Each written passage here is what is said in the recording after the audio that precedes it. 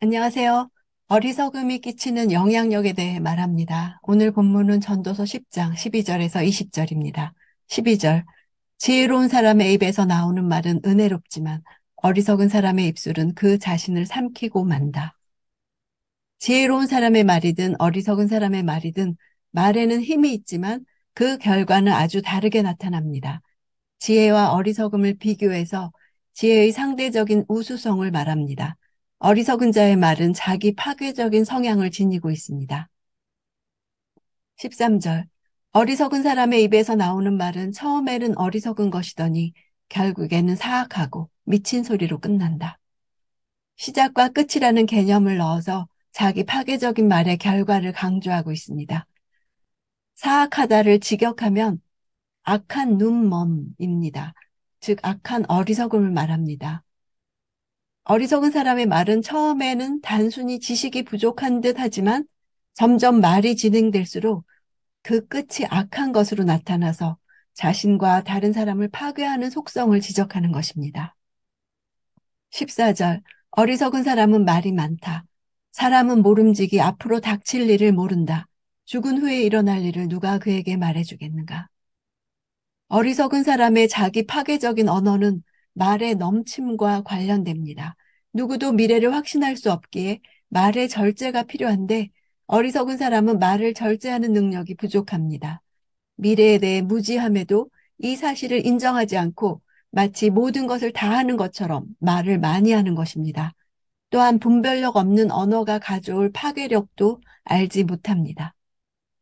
15절. 어리석은 사람들의 수고는 자신을 피곤하게 할 뿐이다. 그는 성으로 가는 길도 알지 못하기 때문이다. 성으로 가는 길도 알지 못한다는 것은 하나의 격언입니다. 고대 근동의 모든 도로들은 성과 연결되어 있고 그 길은 크고 넓어서 누구나 찾아갈 수 있었습니다. 그 성으로 가는 길도 알지 못한다는 것은 분명한 것에 이르는 길도 놓치고 만다는 것입니다. 성으로 가야 할 길은 인생의 목적이나 방향을 뜻합니다. 어리석은 자들은 고된 일을 해도 피곤하기만 할 뿐 목표한 바를 이루지 못합니다. 수고로 인해 지칠지라도 원하는 목적을 이룬다면 피곤하지 않을 것입니다. 가야 할 방향조차 제대로 찾지 못하고 왜 가는지 그 이유도 모른다면 수고한 것이 허사가 됩니다. 16절. 왕이 어린아이이며 고관들이 아침부터 잔치를 벌이는 나라여 내게 재앙이 있을 것이다. 내게 재앙이 있을 것이다는 마치 예언자의 심판 선언 같은 말입니다. 나라의 멸망 앞에 백성들이 슬피 우는 장면을 연상하게 합니다. 왕이 어린아이라는 것은 왕으로서 합당한 통치를 수행하기에 적합한 판단을 내릴 수 없는 미숙하고 어리석은 자를 가리킵니다. 이처럼 어린 왕을 보좌하는 고관들이 나라 일을 해야 할 아침부터 잔치를 벌이는 것은 아마도 밤이 깊도록 잔치를 벌이다 아침까지 이어진 것으로 볼 수 있습니다. 그런 나라를 향해 재앙을 선언합니다. 아직 배워야 할 것이 많은 어린아이가 왕이 된 것도 문제지만 때를 분별하지 못해 아무 때나 흥청거리는 고관들의 행태는 재앙을 불러올 수밖에 없습니다.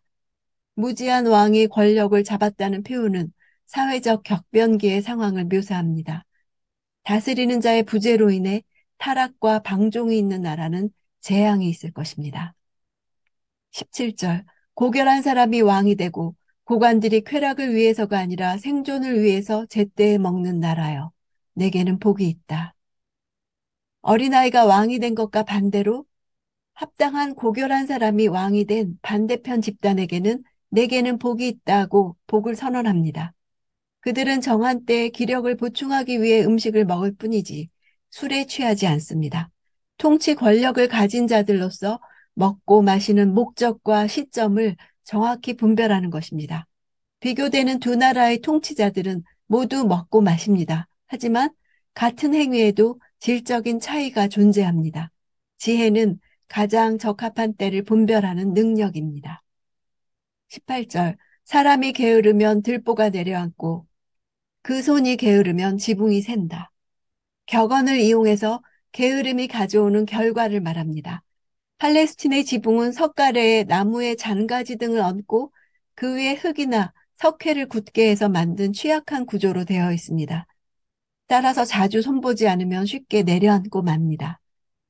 건기의 지붕을 잘 수리해두지 않으면 지붕이 망가지므로 몇 개월간 계속되는 우기에는 집에 비가 새기 마련입니다. 이래야 할 때를 알지 못하는 어리석은 통치자들이 나라를 망치는 것처럼 게으른 개인도 삶을 제대로 유지하지 못한다는 것입니다. 19절, 잔치는 웃으려고 베푸는 것이다. 포도주는 즐거움을 주나 돈은 모든 것을 해결해 준다. 먹고 마시는 것에 있어서 바른 생활과 그릇된 생활의 질적 차이를 말합니다. 돈이 모든 것을 해결해 준다는 말은 돈의 가치를 절대화시키는 것이 아닙니다. 돈은 필요를 채우는 수단이지 목표가 아닙니다.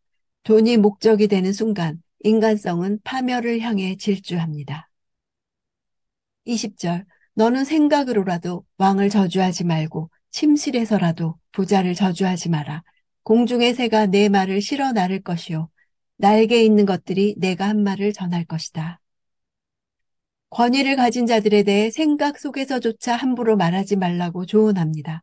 내면의 생각이 말로 나오기 때문입니다. 가장 은밀하고 사적인 장소에서라도 말을 조심하라고 말합니다. 해 아래 모순이 가득한 이 세상에서 권세자의 위력은 엄청나며 섣부르게 도전할 경우 엄청난 대가를 치러야 하기 때문입니다. 무지한 왕이 권력을 잡은 것을 가리키는 것은 사회적 격변기의 상황을 묘사합니다. 다스리는 자가 부재일 때 타락과 방종이 있고 그런 나라는 재앙이 있을 것입니다. 전도자가 생각하는 행복한 나라는 때를 분별할 줄 아는 위정자들이 있는 나라입니다.